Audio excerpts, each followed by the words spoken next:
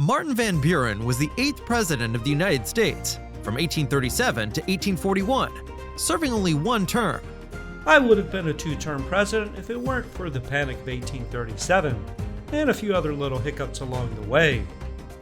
Before becoming president, Van Buren served as vice president under Andrew Jackson from 1833 to 1837. So, what were the key events of Van Buren's presidency?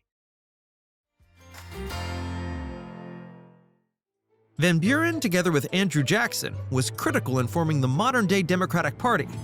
As a New York politician, Van Buren had a reputation as a skilled and shrewd politician. After being elected to the U.S. Senate in 1821, he helped form a coalition of Northern and Southern politicians, which would eventually become the Democratic Party. They did not call me the little magician for nothing. My work in forming the Democratic Party helped propel Jackson and then me into the White House. In the 1836 elections, Van Buren ran against William Henry Harrison and two other candidates from the Whig Party. Van Buren won with 170 electoral votes versus 73 for Harrison. Henry Clay, a founder of the Whig Party and no fan of Van Buren, was not happy. Some thought we intentionally nominated 3 Whig candidates to take the election to the House of Representatives, but truth be told, we didn't have our act together.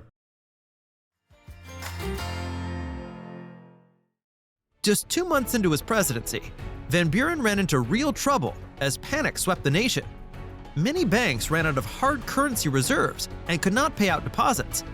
Loans dried up, and many Americans saw their savings wiped out. This was not my fault. This mess was caused by greedy businesses and excessive bank lending. Jackson's hard money policies and the 1836 Specie Circular were not at fault here.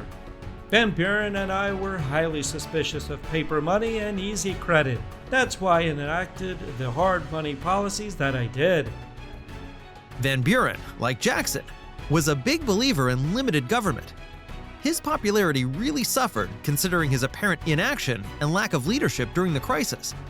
The Panic of 1837 was followed by a 5-year depression in which many banks failed and unemployment reached record highs.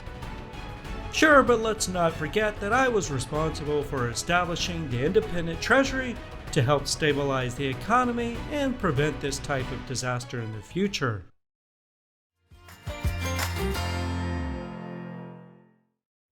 Van Buren had an opportunity to annex Texas after the Republic won its independence from Mexico in 1836. The Texans had voted overwhelmingly in favor of being annexed. Northerners vehemently opposed bringing another slave-owning state into the Union. I opposed annexation as it would only increase sectional tensions. The pro-slavery and abolitionist states were at each other's throats. As a congressman from the Northeast, I was adamantly opposed to annexing Texas because it would have just increased the powers of the slave-holding states in our Union and disrupt the balance of power in Washington. Van Buren continued the Native American removal policies under Jackson. These policies were centered around relocating Native Americans from their homelands to the west of the Mississippi River. When Van Buren came to office, many Cherokees and Seminoles were still in Georgia and Florida, respectively. Van Buren's popularity was further eroded by the long and costly war with the Seminole Indians in Florida. In 1835, the Cherokees had signed an agreement to move west, so I was just enforcing the treaty. In 1838, thousands of Cherokees were forced to walk more than 1,000 miles from their homes to an Indian territory, now Oklahoma. Over a quarter of them died along the way.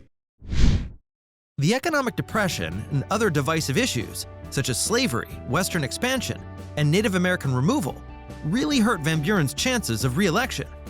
When times are tough, people do not want a professional politician. They want a statesman who can fix things. In 1840, Van Buren lost to the Whig candidate, William Henry Harrison, in a landslide. I tried my best, but just had some bad luck and bad timing. I got some good things done, but in the end, the economic downturn really hurt.